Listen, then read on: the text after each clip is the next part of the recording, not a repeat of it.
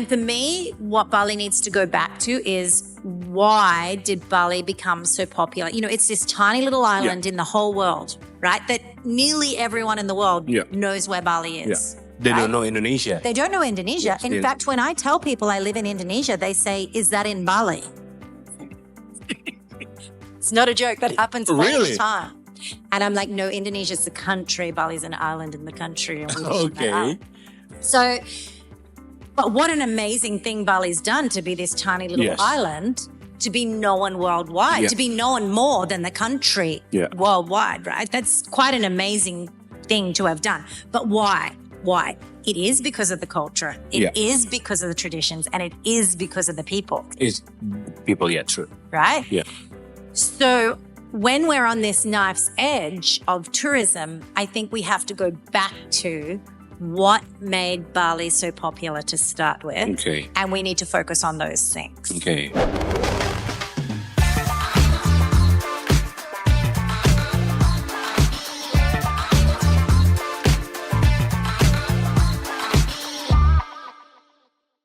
Selamat datang di Dialog Hospitality Podcast, ruang bincang santai seputar dunia perhotelan, pariwisata, dan semua cerita di balik layar industri hospitality.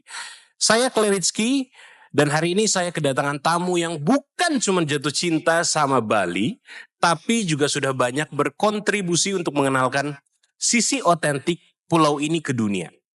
Beliau adalah founder dari balibudies.com, sebuah platform travel yang sudah jadi panduan andalan buat wisatawan yang ingin merasakan Bali secara lebih dalam. Bukan cuma pantai dan sunset, tapi juga budaya, komunitas, dan tempat-tempat yang jarang diketahui orang. Berasal dari Australia, beliau pindah ke Bali secara permanen sejak 2017 dan sekarang tinggal di Sanur bersama suami dan 2 anak perempuannya. Selama 5 tahun terakhir, beliau ikut membangun program The Balinese Village Experience di Sange yang gak cuma ngasih pengalaman berharga buat wisatawan, tapi juga memberikan penghasilan nyata untuk warga lokal. Sekarang selain terus aktif di Bali Budies, beliau juga mengembangkan Indo Buddies untuk memperkenalkan keindahan dan keunikan daerah-daerah lain di Indonesia. Dan lewat podcastnya Bali Insiders, beliau terus menjembatani cerita-cerita lokal dengan para traveler dari seluruh dunia. Please welcome Karlie Cummins. How are you today, Karlie? Good, thank you. And thank you for having me. Yeah, thank you for coming.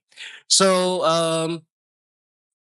I watched your podcast with someone last year, and then you were talking about you live here from 2017, right? Yes. And then, but before that, you started Bali Budies from a Facebook page. Yeah, so Bali Budies is actually what I call my accidental business. It was business. It is. It was never something that I set up as a business. Okay. It was actually a Facebook page for my friends. Okay. My For your friends. That's why it's called Bali Buddies. Like my friends. Okay. Okay. There was no big plan into that name. My husband and I have always loved traveling to Bali separately once we had children, with our friends for my sister's wedding. And we were always getting asked from our Australian friends about where we stayed, what we did, the activities we did. And so much so that I used to have a PDF document that I sent out. PDF document, okay. Okay. With all my recommendations because friends of friends would ask me as well. And then, when Facebook came out with the Pages tool, I thought, well, why don't I just put all of that information on the Facebook page? And then I can tell all my friends to tell their friends to get the information there. What I didn't know then, what I do know now, is at that time, Facebook was really trying to grow that tool of a page. Yes. And so they allowed you, it was a really easy time to grow an audience. So I got an audience of 10,000 people. 10,000 people. Within the first 3 months. First 3 months, it's crazy. Without spending a cent, just posting things. And then these people started to ask me to help them plan their travel to Bali. And that's when it started to become a business.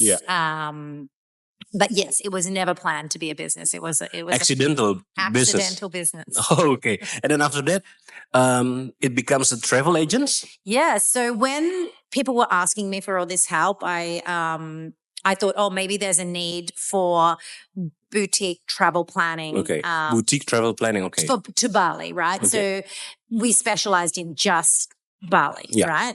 So I set it up as a travel agency, and that was going really, really well. Yeah. And I was still living in Queensland in Australia, and I employed some travel agents who were experienced travel agents because I had no experience in that industry except knowing what made a great time in Bali. And then during that time, it was also the time where a lot of marketing departments in tourism, particularly in Bali, were getting told to diversify their budget from print media to digital media. Yes. And so the marketing teams were actively going out and looking for digital platforms where they could advertise. And you were the one.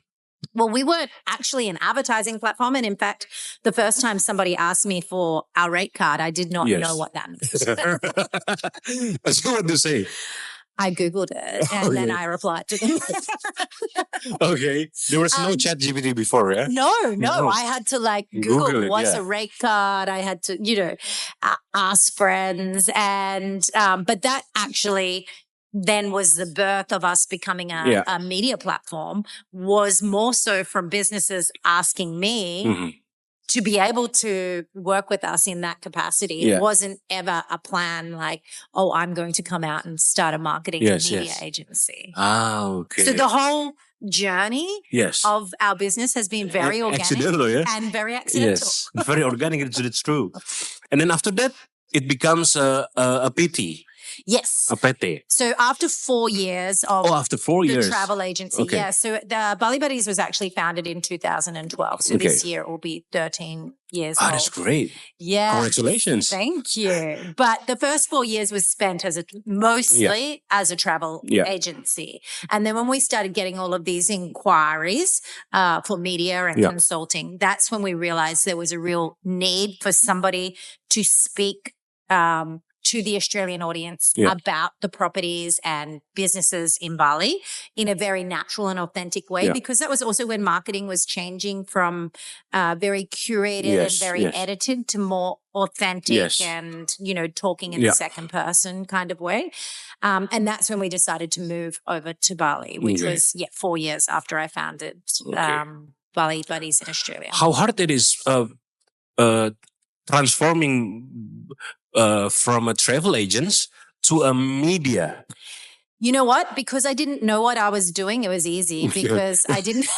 True, that's true. That's really true. When you're very green and you don't know, and you just figure it out along the way, sometimes I think that's a lot easier than knowing the road ahead. Yes, you don't overthink anything. No, you're just like, oh, okay, we can do that. People were saying, can you come and do these review stays, or can you make it wasn't even Reels back then, right? It was like, can you make an Instagram post or can you make a Facebook post? And I can do that. What was important for me through that whole transition was when I started, and it was a page for my friends, our voice was always like how you would talk to your friend, right? So our tone of voice as a media is like we're talking to you, like we're your friends. It's casual. It's casual and authentic. Yeah, and authentic. That's true, And so one of, I guess, the challenges when you do become successful as a media platform is obviously you have offers that ethically you need to say no to. Yeah. That's really good. Yes. And then how has a Bali Budies contributed to promoting more responsible and conscious tourism in Bali?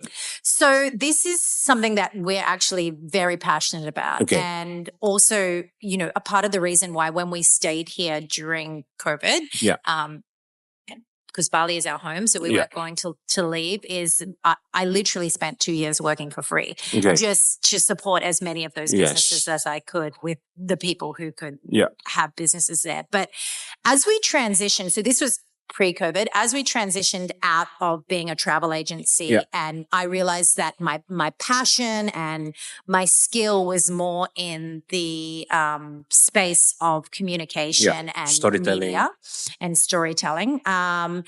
And the business of travel agency is very hard because you're competing against people being able to book things through OTAs and things like that. So I knew that the direction was I wanted to close the travel agency side of the business and focus on the media side of the business. But I did have a local friend, Lancha, who was taking care of all of our guests with driving and booking activities. Okay. And so I had a responsibility to him when I was transitioning that I was like, I've fed him all this business for 4 years. I can't just stop. Yeah. So I had a discussion with him and I said, what is something that you would like to do for work that would make you feel very proud and happy? Okay. And he said to me, I would love to spend more time in my village, which is in Sangay, and I would love to show people my village. Oh, so that's where it's all started. That's how it started. Ah, okay. So I said to him, great. I'd been to his village with him a couple of times before, but I said, yes, just to visit his family. I've been friends with him for a long time. And so I said to him, Lancha, let's go back to your village with different eyes. I want you to take me for a day to your village and show me everything that you love and you think is special about your village and the area around your village. And so we spent a full day and we went to this one waterfall. I can't remember the name of it. Beautiful.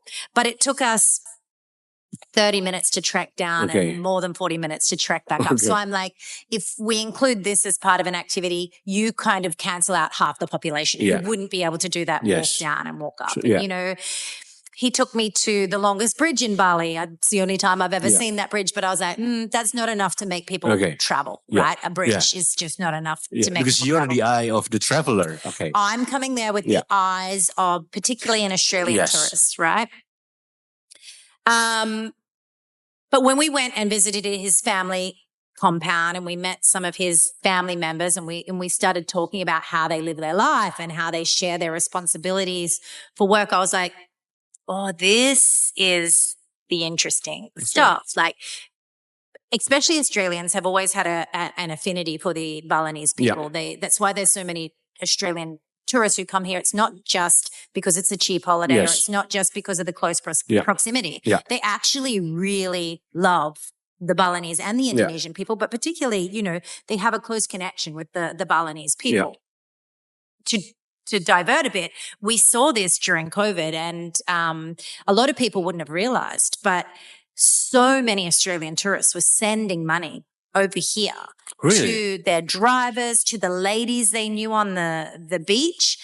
And if you go and talk to any of the beach sellers, particularly in Kuta and Lagian, and you ask them, how did you survive during COVID? 9 out of 10 of them will say, I had a sponsor from Australia. Oh, wow. Right? So that's how close the relationship is there between the Balinese people and the Australians. And they do think of them like their family almost. They come back and see the same people every year. Wow. So when I'm looking at Sangay Village and I'm like, this is what the Australians want to know. They want to know about their friends that they've met down here on Kuta and Lagian and Seminyak Beach, but how their village life looks like, which is completely different to how their city or their South Bali life looks like, right? And so we put together, then we also went and visited Beji Gria, which is the holy water site close to Sangay Village, where they do the purification ritual, which I always think is a really great insight into the Hindu religion and the things they believe in. It's a really nice experience, especially when you have someone explaining it to you step by step. So then we put together what we called and still call the Balinese Village Experience. And it became part of our CSR program for Bali Budies. So we manage it for them. We created it for them. We do all the marketing for them to help them run it all. And we teach them about what the tourists would like and what they enjoy. And so we started that before COVID. We even took some other Balinese on it during COVID and then continue it now. But a big learning when we put that Balinese village experience together was also experiencing how things have changed in Bali for the tourist, from a tourist perspective, right? Yeah. So you go back 20 years ago, 30 years ago, and if a driver took a tourist to Ubud on a day trip, it was all about showing them their favorite sites and, maybe going to a Warong. Yes. And now it's very different. Yes. If you buy an Ubud day trip now, it's nearly guaranteed to be a route of where that driver or that company will get the most commission. Yes. Right? True. We're going to go to the coffee plantation because if the tourist buys coffee, they're going to get commission. We're going to go to this restaurant because if I bring them there, I get a free lunch or I get commission. I'm going to bring them to the silver making shop because and the tourist hasn't even asked to go to most of these places, right? What happens with the tourists when they go on a tour like that is they kind of feel taken advantage of by the end of the day because it doesn't take a genius to figure out why you're almost being forced to go to these spots that, I don't even drink coffee. Oh, no, you've got to see the coffee luwak, And I'd seen this frustration from the tourists' eyes of going on these tours being sold to them where they felt like, A, they were constantly being asked for money everywhere they stopped. Yeah. Or they felt pressure to buy. Because they're being taken somewhere and they felt like they were, we've just looked through your wood carving shop. Yeah. I feel like I have to buy something, but I don't want to buy something. So we took all of that frustration I'd learnt from being a travel agent and a tourist myself.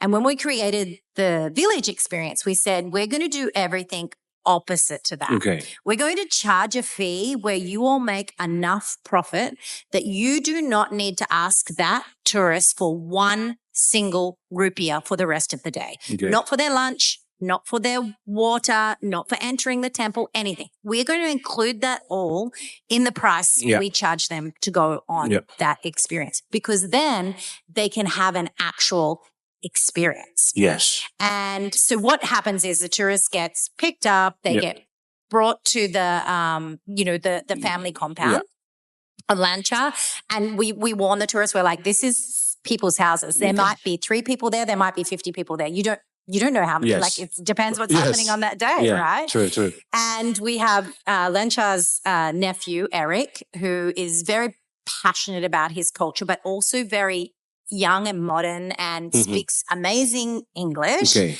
And he always, if you read the TripAdvisor reviews, everybody talks about Eric. Okay. Everybody talks about Eric. That's what I want to talk to you about. So you provide trainings for them? Yes. Okay. Yes. So the whole way through, and we're always refining it. I always go and do it myself every year. And I'm like, listen, like I saw that it slipped in that we were taking the offerings in plastic bags. And I was like, no, we don't want to be contributing to that part of Bali. Would they listen? Yes, they're more than happy to listen. They love hearing it from the tourist perspective. Okay.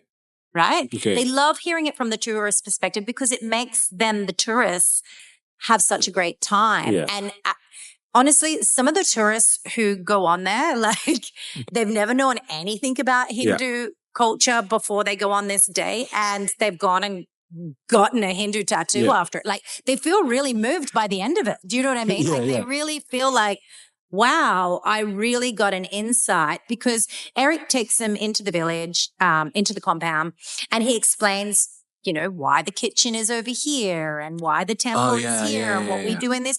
He explains different things about the Hindu culture, about burying the placenta outside the baby's room. Yes.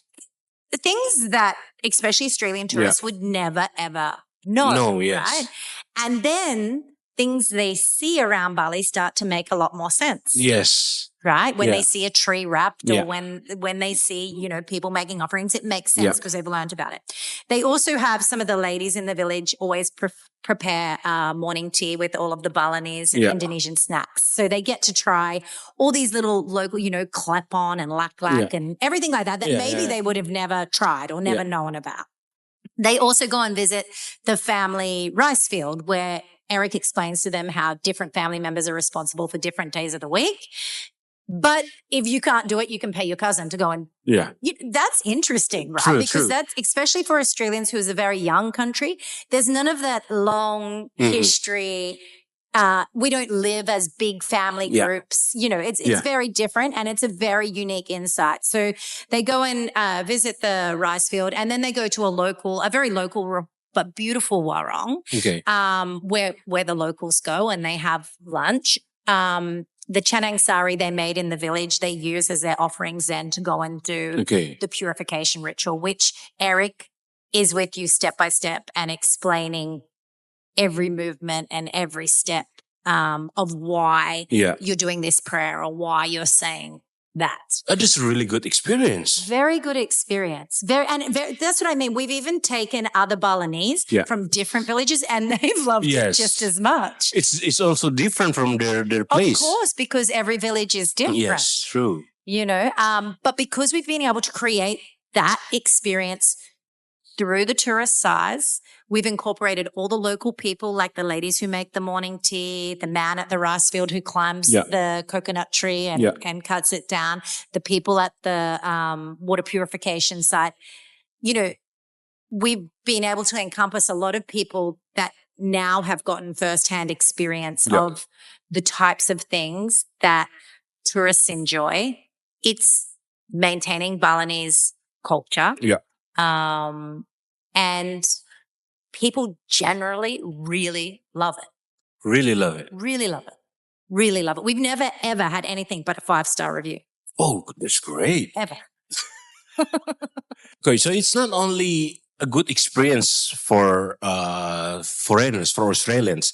It also will be a good experience for me because I've been here for 10 years. And never done it. Yes, true. Yes. No, I think anybody who wants an insight, like I said, it's even been interesting for other Balinese to go and do that's true. Go and do that experience, right? But yes, when we first created it, we created it with the eyes of Australian tourists because that's what I consider myself an expert in, is knowing how the Australian traveller books and is attracted to and is pleased by a tourism experience. But we've had people from all different countries participate in the village experience. The other thing we've done is keep the group small. And this is something that I've seen as a temptation of many great experiences in Bali is as they get popular, the temptation for revenue is high. So they take more and more people and the experience quality goes down. Oh, yeah. So is this the first time in experience in Bali? I mean, like, has anybody doing it? I'm not exactly the same. Other people do different cultural immersion experiences. I'm not aware that anyone does it exactly the same, but there'd be opportunities to do it everywhere. Are you afraid that someone will like copy it? Yes. No. We want to keep it small and boutique and intimate. I would encourage other people to be able to do the same things in their villages. Like we have a maximum of 8 people a day, unless they're all from the same group. Then we will take more. But if it's, 2 people from here, 3 people from here, the maximum is 8 a day. And we're very sensitive to goings on in the village, and we explain that on our website. Like, this is a real living village. If there has been a death, your booking has to be cancelled. Okay. Because there's ceremonies that take place. And but that and that flexibility and that understanding is also why it makes this experience so authentic. Yeah. And on the flip side, what has the experience meant for the locals? Is it affected? Of course, it's affected the income and the sense of pride, maybe? Definitely a sense of pride. They love it. They love, like, Eric just loves explaining to foreigners about his village, his customs, the reasons. He's very passionate about it. He loves it. I think they love all working together because it's like a project where they all, and it's given the villagers exposure to tourists, because some of the people living in that village didn't work in the tourist areas. So they're not really ever face to face with a lot of foreigners. Themselves. It's new experiences for them. New experiences for them too. Oh, that's really good. Yes. Okay. And so is there any like changes of the traditions?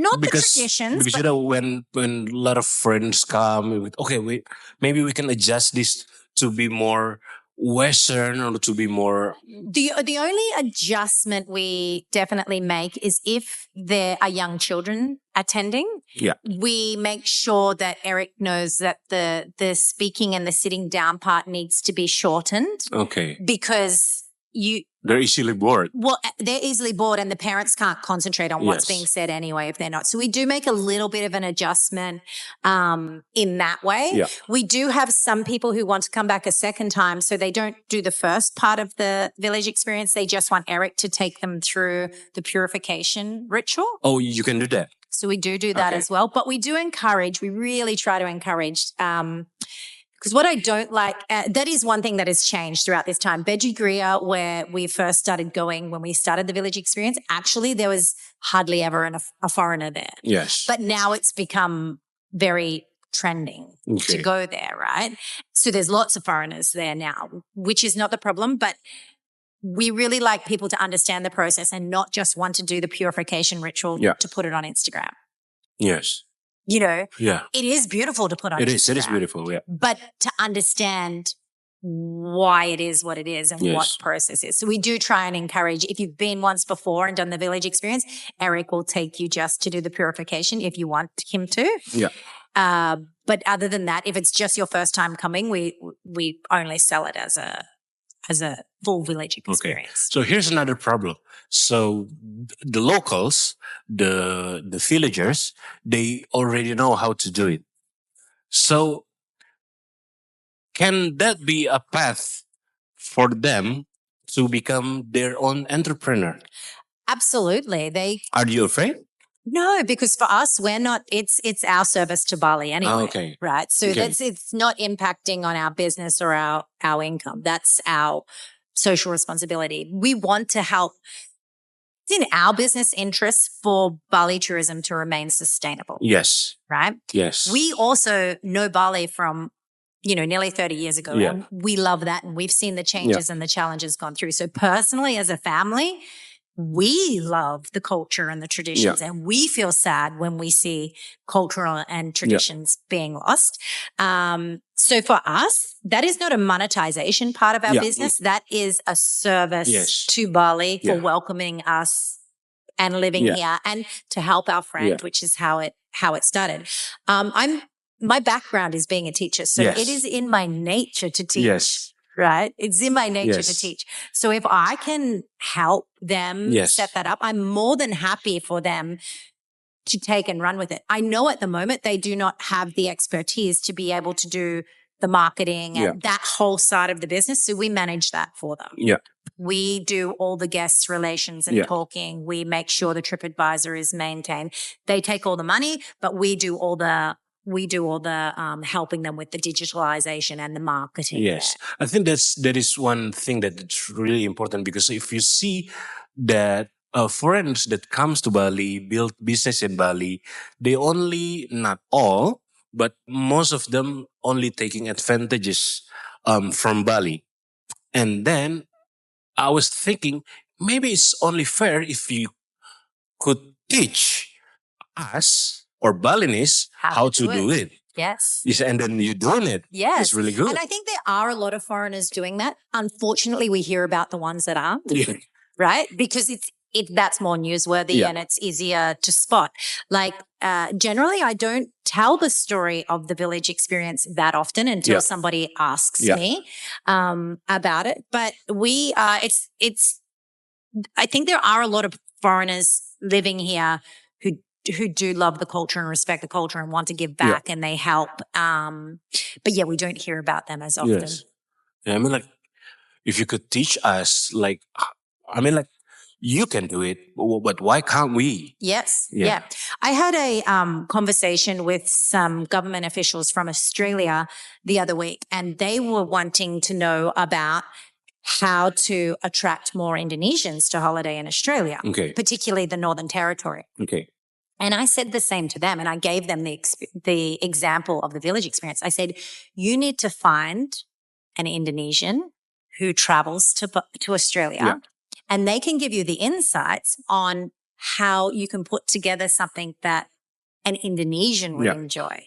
And I think that that's the beauty, right? If we're working together, we can help each other. Yes, yeah, true. Okay, so all this Balinese village experience, what are the common challenges for you and for the locals? Yeah. So the challenges are the saturation of the market. Like there's a lot happening in Bali, and so to stand out is very hard. Okay, because there's so many things. Because there's so many things, and people get overwhelmed. They're getting TikToks and they're getting Instagrams and they're Googling and lists are coming up. Definitely the challenge is to stand out. The other bigger challenge than standing out is once you have a successful product, the challenge is knowing when to stop. And that's what I say, like when people start to, say we have 20 that want to book on the one day. Well, that, more than doubles the profit for the villages, right? But it also lessens the experience for the people who have booked. So you've got to avoid the temptation of going, oh, it's okay, we'll just take them all because it's going to make us more money. Yeah. Without that long-term view of, but what if 10 of them go and write a bad review? Yes, you're gone. That's going to affect your bookings for the rest of time. Yes. So the challenge is avoiding the temptation, which I think is the same in any business. Even in us as a media, sometimes we get approached for people who want a certain type of advertising that could make us a lot of money, but their product doesn't sit ethically with us. Yes. Right? Can you give an example? I won't give specific examples because it would be very obvious. Okay. But their product or their service doesn't sit with us where we're like, that actually isn't benefiting tourism in Bali, right? We have to make the decision as a business to go, yes, that would have created us a lot of revenue, but that's not our true voice and that's not our true core value as a company. So you have to be able to say no. I mean, money tempts people all the time, right? All the time, yeah. Same thing happens with a small scale thing like the village experience. It's tempting to take those 10 extra guests, but what does that do to the long-term product? Yeah. So it's sustainability, right? Yes. So when we talk about sustainability in tourism, it's often focused only on the environment.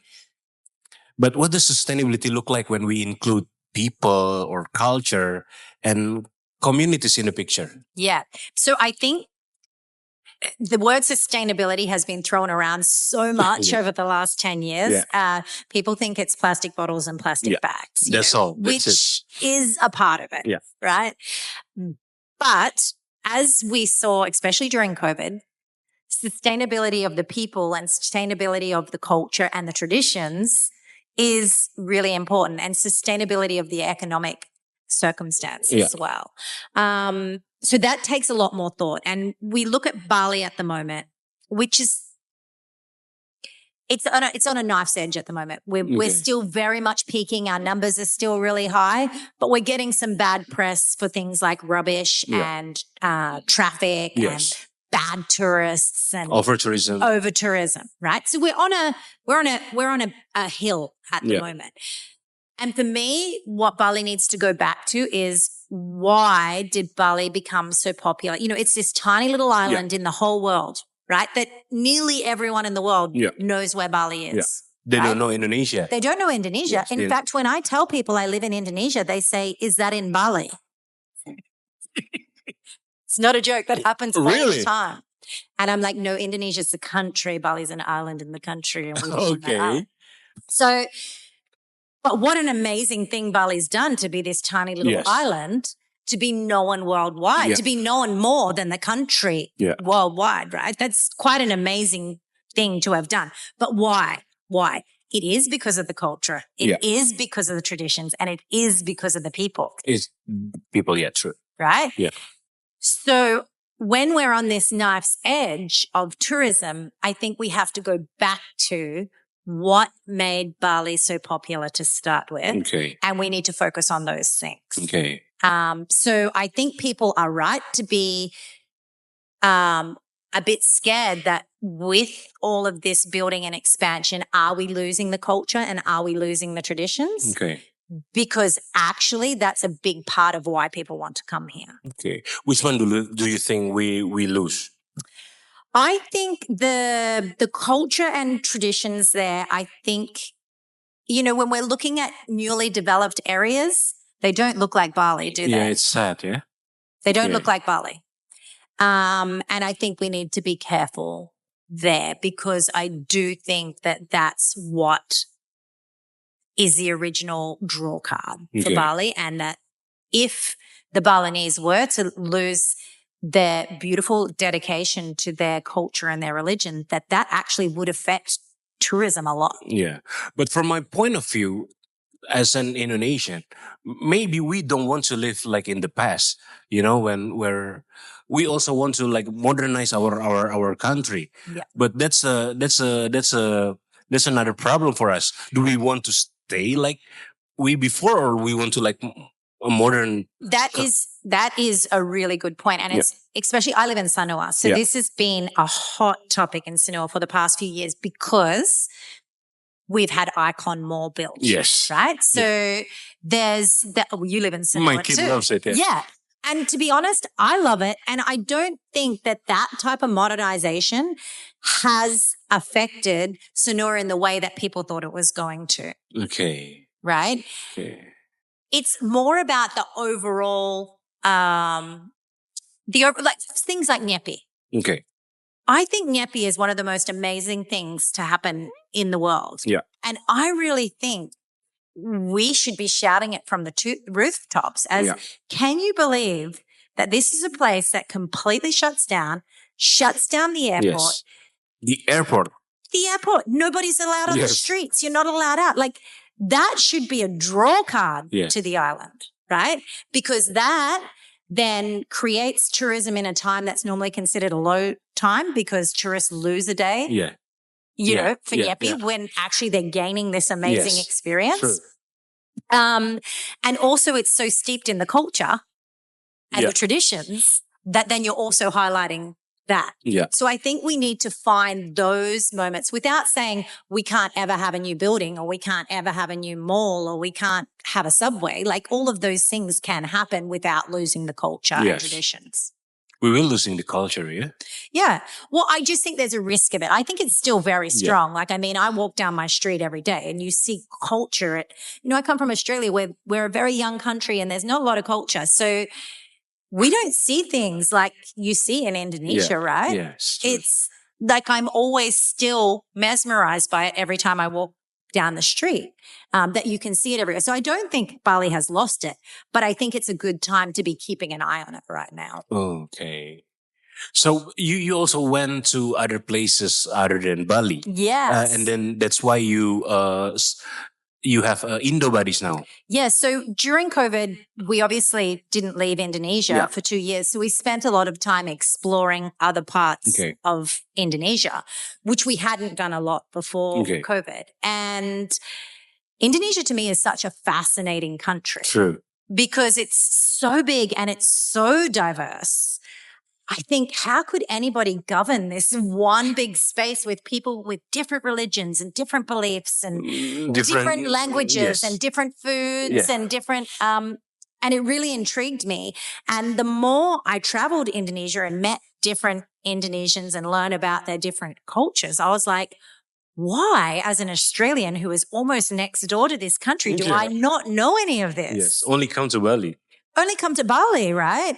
And then I started posting about it on my Facebook page. Hey, we just went to Labuan Bajo and we saw Komodo dragons and we went to the Pink Beach and, and my friends were like, where in the world are you? And I'm like, this is like an hour flight from Bali. 2 hours flight from Bali, yes. Same thing when we went to Sumba or we went to Lombok or we went to Jogja. And then I also realized, like, hey, there's an opportunity here for us to do what we've done with Bali Buddies, but expand it to the rest of Indonesia. And that also, I think, feels where I think Bali is moving forward as to talk about sustainable tourism. with the way the world is post-COVID now and people can work online and they can move around, Bali makes an amazing base for a long stay holiday. You come here, you take a social visa or a digital nomad visa, whatever fits with your circumstance, and Bali is your base, right? And while you're exploring Bali, then you're also going off and doing trips to other parts of Indonesia. Yeah. And I really think that A, that makes for a more sustainable Bali, but B, that is a great way to promote the rest of Indonesia. Yes, true. Because our tagline is wonderful Indonesia. Yes. It's not wonderful Bali. Yes, exactly right. Okay. So where do you go? So the places I've spent the most time in is obviously in Flores and in Sumba and in Lombok. And I go over to Java quite a bit. I go to, I love Mount Ijen. What? Ijen volcano in Banyuwangi with the blue fire. Yes. I think that is one of the most amazing experience. Anyone who likes to hike and walk. Yes. Ijen blew my mind. I mean, I love, obviously Mount Batua here in Bali. That's a beautiful walk. But Ijen was just to see the sulfur miners and the blue fire, and it was an amazing experience. And once again, I was like, this is so close to Bali. Yes. Why is nobody doing this on their Bali holiday? Or especially no Australians. Yes. And my theory behind that is when Australians travel to Thailand or they travel to Vietnam, they do this big trip all the way around the country, right? When they travel to Indonesia, they stay only on Bali. Right?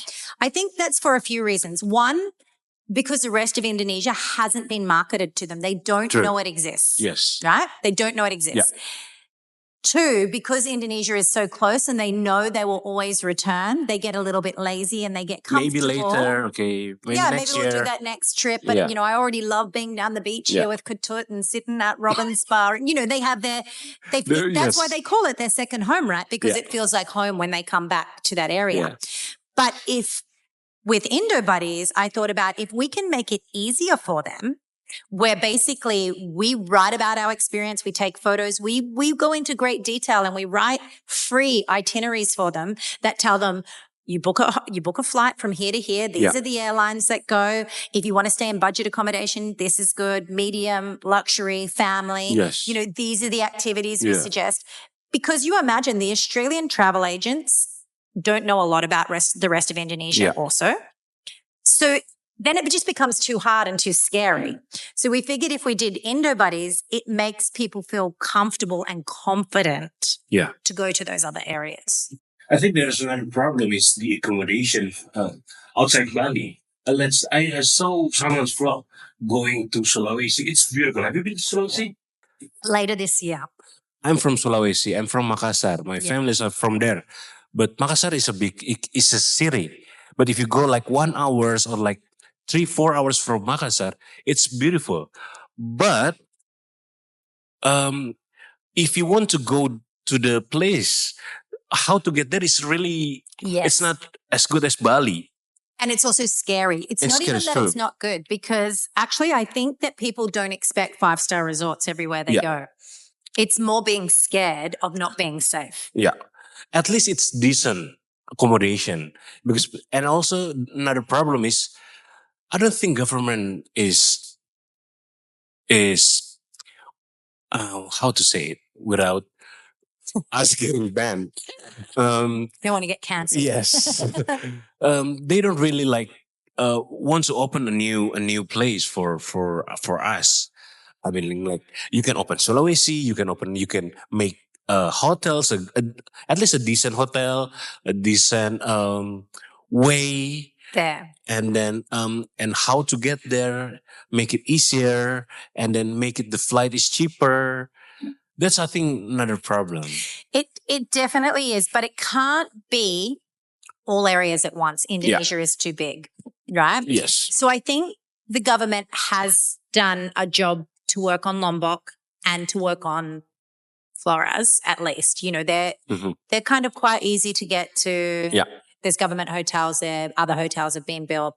And now trending is Sumba. So for me, I think what needs to happen is if I was in charge and there's an overall plan, is that you roll out the different decades or different years that you're focusing on the different areas to help then spread the tourism. Because you can't just straight away go, we're going to make the whole, there's beautiful spots in all of Indonesia, but you can't just straight away go, we're going to make all of Indonesia a tourism destination. You have to choose the areas and there's things that need to be implemented to make that happen. But definitely information is key. And we live in a world now where it's so easy to get information to people, right? So that needs to be taken advantage of. I think we started to build and then start to promoting Sumatra. Do you know Lake, what's it called? Lake Toba. Toba, yes. Lake Toba. We are started to promote Lake Toba, making international events there. And also we have an international racing circuit in Lombok. Yes. I think we started there. Yes. But I also think it would be negligent for the government not to look at the success of Bali and basically grow from Bali. So the easiest way to get people, or especially in my case, the people I talk about, Australians, the easiest way to get Australians to explore the rest of Indonesia is to market it as an extension of their Bali holiday. They already feel safe and comfortable on their Bali holiday. They come and do it once, maybe twice a year, right? So take them where they're feeling safe and comfortable and teach them how to add on an extra area.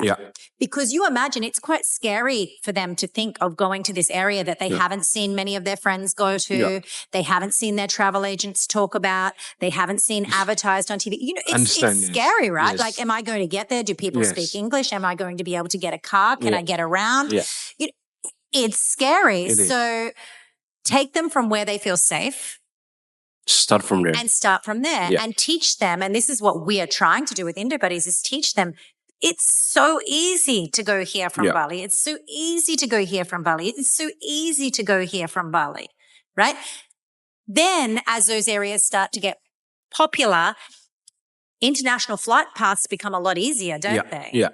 They become a lot easier because the airlines can see the confidence in the market who want to travel there. And they go, oh, look, these flights between Bali and Flores are trending with the Australians. We really need a direct flight. Yes.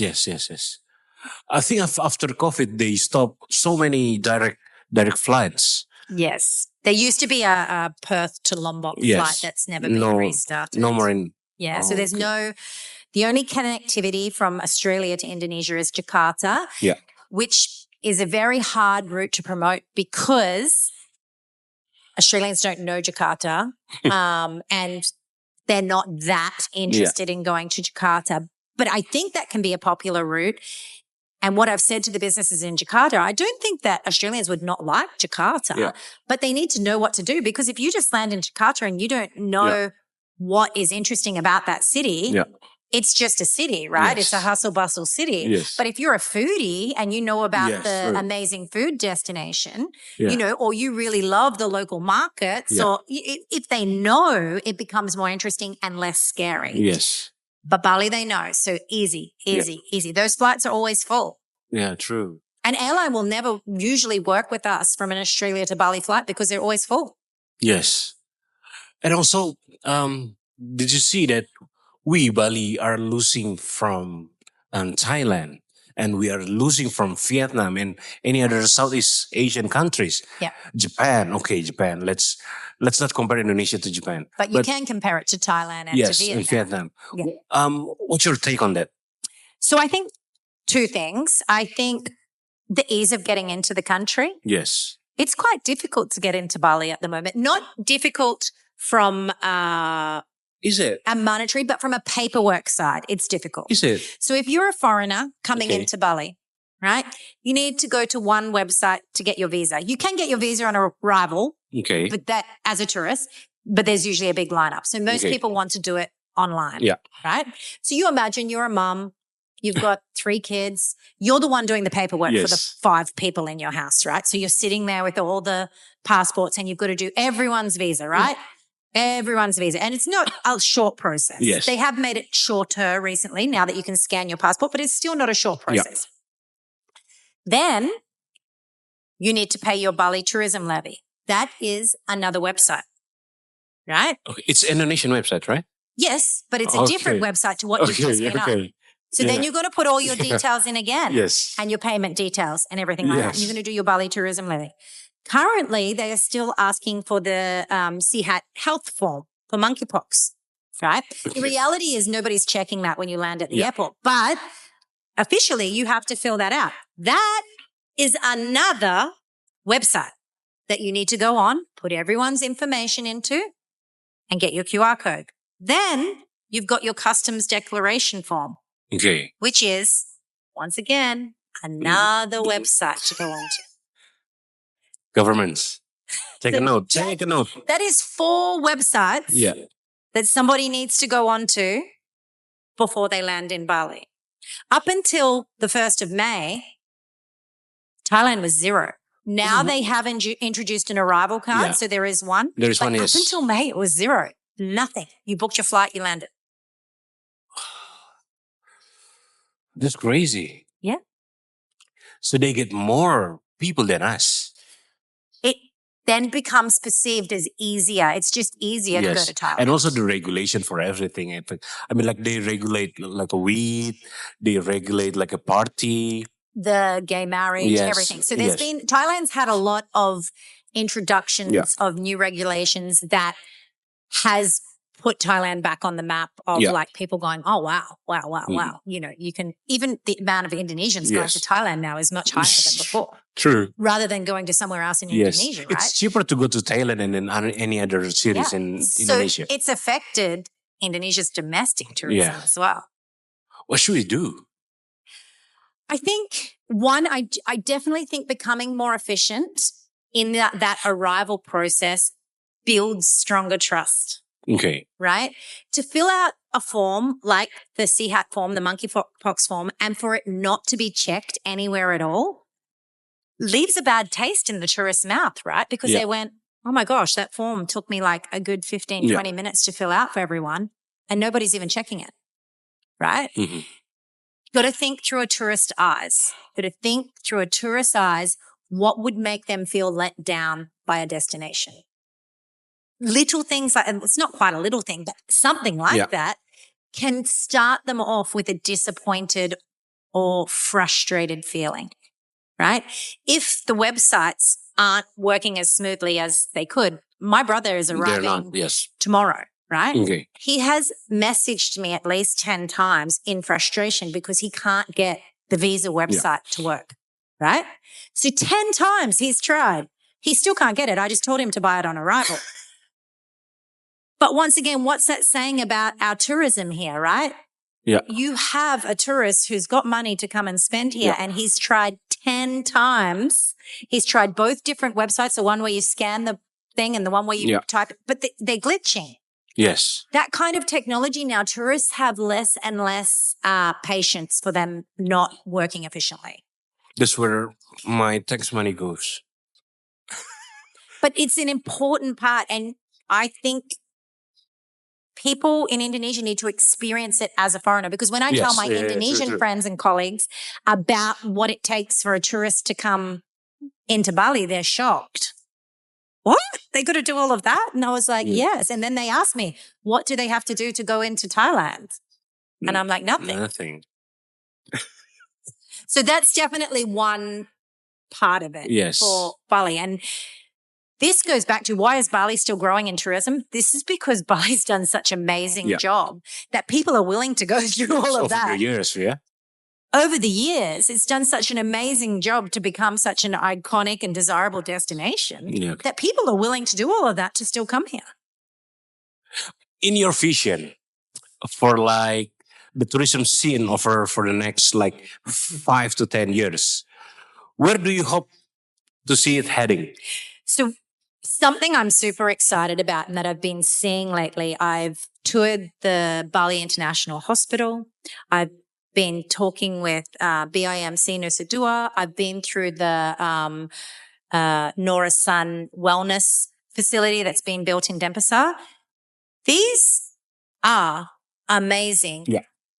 Top of the line health, wellness, medical facilities. Yeah. I think that is such an exciting part of Bali that's happening now.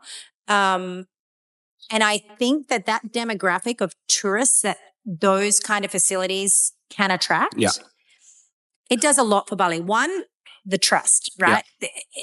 The trust of the medical system here is a big thing in attracting more tourists, especially tourists with families. Yeah. But two, those tourists who are going to travel here to get health treatment, and I see especially a lot of Australians doing it. They're already doing it, but I see it on a much bigger scale. Those kind of tourists are a great addition to tourism growth in Bali, because if they're coming here to get cosmetic surgery or dental work or do their health checks, they aren't contributing to the traffic generally, right? Because they're going to come, if they're going to Norasan and they're getting their facelift done, wherever they book to stay, they generally are going to stay in that hotel or that villa while they recover, right? What a great guest. Yes. What a great guest. They're going to buy all their food in house. They're not clogging up Bali's roads. I think that's a really exciting new avenue for growth in Bali, and not just for those clinics and hospitals, but for the rest of the services in Bali to grow with it, right? Yes. And I've been telling all of my hotels that we work with, start preparing recovery packages. Talk to these facilities. Say, how long is a recovery? How long do you tell somebody who comes here for a facelift that they need to stay in Bali before they fly home? Yeah. Right? And the doctor may say 10 days, right? Great. Create recovery packages that are 10-day packages, right? That include food being delivered to your room, that include maybe a massage therapist coming. Like if you've had a facelift, you can still get your feet massaged, right? Like think about that person who's recovering and what you can build into a package, because I feel like that's going to be a big part of the next 5 years of Bali's tourism. Just like in Korea. Just like in Korea. Yes. And until people have seen these facilities, I'm lucky I'm in a position I get to see all of these things when they're first built. And honestly, I am so impressed. Talking to the doctors, looking at the facilities, I think that Bali should be shouting it from the rooftops. We're building a new hospital, international hospital in Sanur. That's one of them. So it's already open. It's already open. It's already soft opened, right? That is an amazing facility. Yeah. The doctors working there are amazing. Yes. And they are part of the Sanur, right? The Sanur, Sanur, yes. Yeah. So these are the types of messaging that I think Bali can work on getting outside of Bali and telling other countries, because not only is it going to bring the people who are attracted to doing those activities, but it's a trust building. It's like Bali's moving forward. Bali has great healthcare. One of the things when we moved over here is my friends were like, what about when you get sick? Aren't you terrified of going to the medical? Yes. Honestly. But I can tell you, touch wood, in 8 years, we've had wonderful medical experiences here in Bali. Yeah. I would say it's superior to a lot of the ones I've had in Australia. Really? I still, if I get sick in Australia, the first thing I do is WhatsApp my doctor here in Bali. In Australia, you can't WhatsApp a doctor. You're kidding me? True, you're lucky if you get 10 minutes with a doctor in Australia. Yeah. The access and the level of care you can get here is amazing. We do have that service, yes. To get a doctor to come to your house in Australia? Come on. True. Right? So actually what had been portrayed to me as the medical system, I've experienced the opposite. Okay. I've had and now that I see these new facilities being built, amazing. And also that foreign doctors are allowed in some of these, like at the Bali International Hospital and Norasan. I'm glad to see that, because I know the medical industry in Indonesia has been very protective about not having foreigners take their roles, but there's such an opportunity to learn from them hands-on and to build trust. Yeah. I don't think there's anything wrong with the medical professionals in Indonesia, but why would you not want to learn from people who are ahead of where you are? Well, you know how you feel, right? Yeah. I know, but having it controlled, but also building that PR for the country. right? You're building the PR of like, no, Indonesia takes health and wellness seriously, you know, and they're willing to learn. True. Because it's really important, medicals. Medical is really important, you know. Medical is a big decision when you're talking about that. And I don't love the term quality tourist. I know what Indonesians mean when they say quality tourist, but I think when the foreigners hear quality tourists, they think, oh, you only want really rich people. Yeah. That's not what quality tourist is. So I think we need to find a better word for that. But when you're talking about quality tourists, a lot of them are going to be those middle-class families who take their health very seriously and knowing that there's a world-class medical facility to go there should anything go wrong can be the reason why then they start to travel here. Yes. Because if you see, it's not our main concern in Indonesia, because like 30-40% people in Indonesia that has like a medical assistance only have like BPJS. Yes. But if you see like foreigners, they all have medical insurance. Yes, insurance. Yeah. Okay, that's really great. Okay, let's go back to, this is our last sessions. Let's go back to, from what you've seen about the village experience.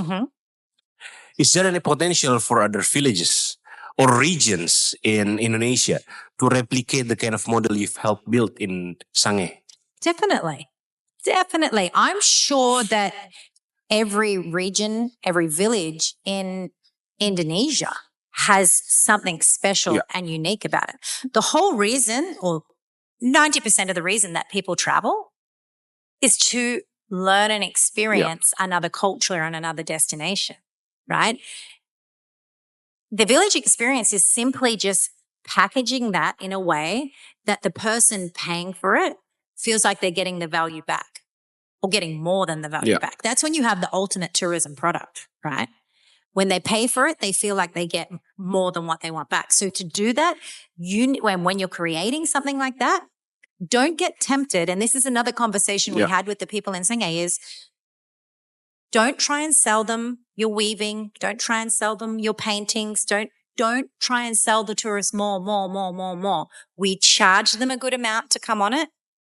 And part of our thing is because as a tourist, I'm sure you've been a tourist in other countries where you feel you have your guard up because there's always scams and there's always ways for people to get money out of you. It's Paris. Right?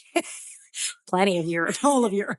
There's scams and there's ways people to get money out of you. So when you're creating an authentic experience like that, really think about the money side. Like you can charge a decent price to go on there, but don't ask the tourists to buy more things, pay for more things constantly through, right? Yeah. Because that then, if that makes them think like, oh, now I feel bad, like I have to buy this silk and I don't really want it, right? But I feel bad, so I'm going to buy it. Well, then that dampens their experience, doesn't it? Because it's like, oh, well, I was made to feel guilty to buy this, right?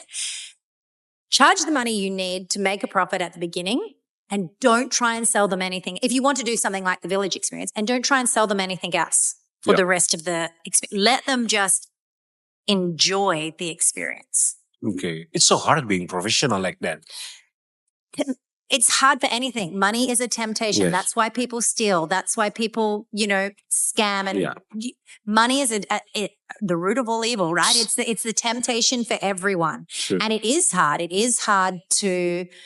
especially when you're trying to run a business or you want to buy an NMAX. So it's like, I want to take those extra 10 people. It'll pay for my NMAX, it's a temptation. I think for any business owner anywhere in the world, it's a temptation. It is. Right. And that's whether it's running a small village experience or running a multinational company. Money is going to be a temptation always. True. Okay, my last question would be, what advice would you give to aspiring entrepreneurs, destination management companies, or hospitality brands that want to build purpose-driven, community-focused travel experiences? So my biggest advice is ask the people you are trying to reach.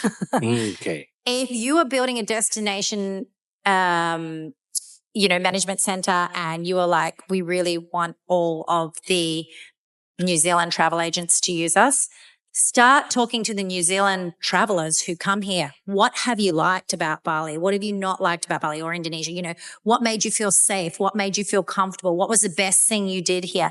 You need to understand the mindset of the people you want to attract. And this is part of the reasons I think Bali Buddies has been successful, because everything we do, we think about, how would the Australians react to this? Like, would an Australian feel comfortable doing this? Would they like it? What could we do, or what kind of marketing we could do that would get their attention online and then still make them feel safe to book it and pay for it? So you really need to get into the mind of the people, and that's not hard to do. Talk to those people, actually talk to them, right? If you're an Indonesian and you want to start up an Indonesian tour company and you want to aim it at French people, you need to talk to the French people. Yes, you need to talk to the French tourists, right? And you need to get their point of view and get their feedback. So the biggest thing is engaging with your target market to start. Engaging with your target market. Yeah. Engage with them. Ask them all the questions. Do all your research first. Don't qualify your idea. Don't just come up with an idea and go, this is definitely this going will to work. You've got to think about the person you're trying to attract. Yeah.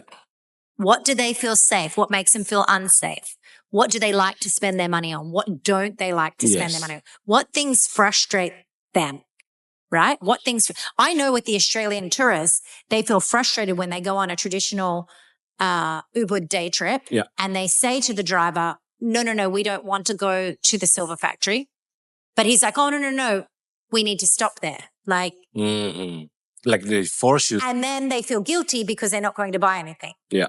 Right? So you need to understand the mindset of the people you're trying to attract. Okay. That's really good. It's a really good conversation today. Thank you so much for coming, Karlie. My pleasure. My passion, talking about tourism in Bali and Indonesia. Thank you so much for coming. Dan itu tadi obrolan kita bersama Karlie Cummins dari Bali Budies. Kalau misalnya mau cek website-nya balibuddies.com, indobuddies.com, and also on Instagram, Bali Buddies. Bali Buddies, Indo Buddies. Indo Buddies. Yeah, TikTok even. Everything. Bali Buddies. Bali Buddies, Indo Buddies, we're there. Thank you so much once again. Dan itu tadi, nanti kita ketemu lagi di obrolan yang lebih seru di Dialog Hospitality Podcast. Sampai jumpa.